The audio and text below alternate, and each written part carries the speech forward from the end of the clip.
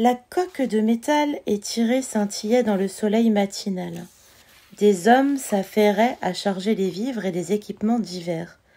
Des wagonnets auto-tractés s'engouffraient dans les tunnels pour en ressortir plein de matériel en provenance des souterrains et les déposer au pied du vaisseau en attente. Bien protégés par leurs combinaisons et leurs casques, les hommes travaillaient avec précision et efficacité. « Combien êtes-vous dans votre mine » demanda Norris avec douceur. « Environ une trentaine. » Trent ne quittait pas le vaisseau des yeux. 33 en comptant ceux qui sont dehors. Dehors ? En mission de recherche comme moi, il y en a 2 autres qui doivent me rejoindre ce soir ou demain. Norris prit quelques notes. Nous pouvons emmener une quinzaine de personnes cette fois-ci. Le reste devra attendre le voyage suivant. Ils peuvent tenir encore une semaine ? Oui. Norris le dévisagea avec curiosité. Comment avez-vous réussi à nous trouver ? Ça fait loin depuis la Pennsylvanie. Ceci est notre dernière escale si vous étiez arrivé 2 jours plus tard. Ce sont des coureurs qui m'ont envoyé par ici. Ils disaient que vous étiez parti mais ne savaient pas où. Norris éclata de rire. Nous ne le savions pas non plus. Vous emportez bien toute cette cargaison quelque part. Ce vaisseau, il est vieux, n'est-ce pas ? Il a été bricolé. Au départ, c'était une espèce de bombe. Nous l'avons repérée et remise en état. Nous n'étions pas sûrs de ce que nous voulions en faire. Aujourd'hui encore, nous ne le savons pas très bien, mais ce qui est certain, c'est que nous devons partir. Vous voulez dire quitter la Terre ? Bien entendu. Norris l'invita à l'accompagner et se dirigea vers le vaisseau. Tous 2 gravirent la passerelle d'accès menant à l'une des écoutilles. Norris montra du doigt les hommes qui s'activaient au-dessous d'eux. « Regardez !» Ils avaient presque fini. Les derniers wagonnets n'étaient qu'à moitié pleins. Ils remontaient les ultimes vestiges de cette société souterraine. Livres, disques, tableaux, objets manufacturés, les restes de toute une civilisation. Multitude de spécimens représentatifs, embarqués dans la soute pour partir loin de la Terre. « Alors où ?» questionna Trent. « Pour l'instant sur Mars, mais nous n'y resterons pas. Nous irons probablement plus loin vers les satellites de Jupiter et de Saturne. Ganymède peut se révéler habitable, et si ce n'est pas Ganymède, ce sera un des autres. Au pire, nous pourrons toujours rester sur Mars.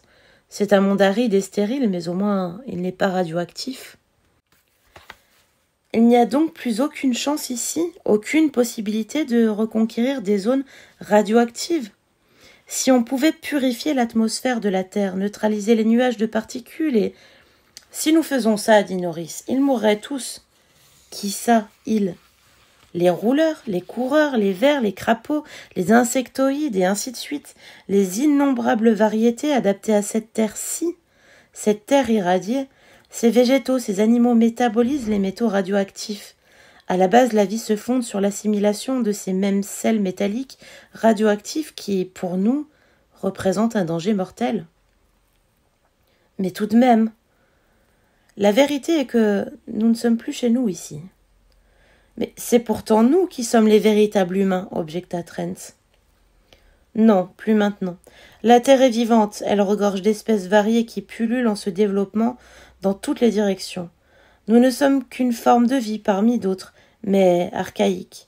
Pour rester ici, il nous faudrait rétablir les conditions, l'équilibre d'il y a 350 ans, une entreprise colossale, et si nous y parvenions, si nous réussissions à nettoyer la Terre, tout cela disparaîtrait. Norris désigna d'un geste ample les grandes forêts brunes, puis, plus loin au sud, la jungle qui s'étendait sans discontinuer jusqu'au détroit de Magellan. En un sens, c'est ce que nous méritons. C'est nous qui avons amené la guerre, nous qui avons changé la Terre, car nous ne l'avons pas détruite, nous l'avons changée. Nous l'avons rendue si différente qu'il nous est devenu impossible d'y vivre. Il pointa un doigt en direction des files d'hommes casqués qui suaient dans leurs pesantes combinaisons plombées, alternant couches métalliques et circuits électriques, des hommes bardés de compteurs à radiation et de réservoirs à oxygène, chargés de boucliers protecteurs, de bidons d'eau filtrée et de tablettes nutritives. « Vous voyez à quoi ça ressemble, hein ?» Un des hommes sortit du vaisseau en haletant. L'espace d'une seconde, il releva sa visière et inspira hâtivement. Puis il la rabattit et la verrouilla avec nervosité. Le chargement est terminé, monsieur, dit-il. Tout y est. Changement de programme, annonça Norris. Nous allons attendre l'arrivée des compagnons de cet homme. Un jour de plus ne fera pas de différence.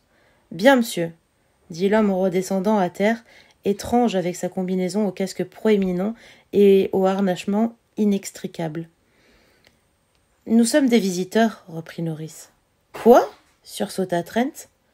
Oui, des visiteurs sur une planète qui n'est pas la nôtre. Regardez-nous.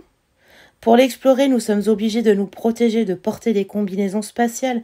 Nous sommes l'équipage d'une fusée qui s'est posée sur un monde étranger où il ne peut survivre. Nous y faisons brièvement halte, le temps de recharger avant de repartir.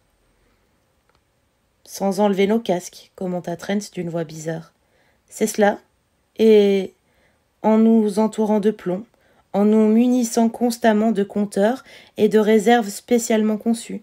Tenez, regardez là-bas. Un petit groupe de coureurs observait, avec un respect visible, le grand vaisseau luisant. Sur la droite, on distinguait entre les arbres d'un village de coureurs, avec des cultures dessinant une espèce d'échiquier sur le sol, des enclos pour animaux et des maisons en planches. Ce sont eux, les indigènes, poursuivit Norris, les véritables habitants de la planète. Eux peuvent en respirer l'air, en boire l'eau, en manger les produits végétaux, pas nous. C'est leur planète, pas la nôtre. Eux peuvent vivre ici, y fonder une société. J'espère que nous pourrons revenir, dit Trent songeur. Revenir? En visite un jour. Norris sourit tristement. Moi aussi, mais il faudra que nous obtenions la permission des habitants, la permission d'atterrir. Ses yeux brillants d'amusement prirent tout à coup une expression douloureuse. Il faudra leur demander si ça ne les dérange pas, et il se peut qu'ils répondent non, il se peut qu'ils ne veuillent pas de nous.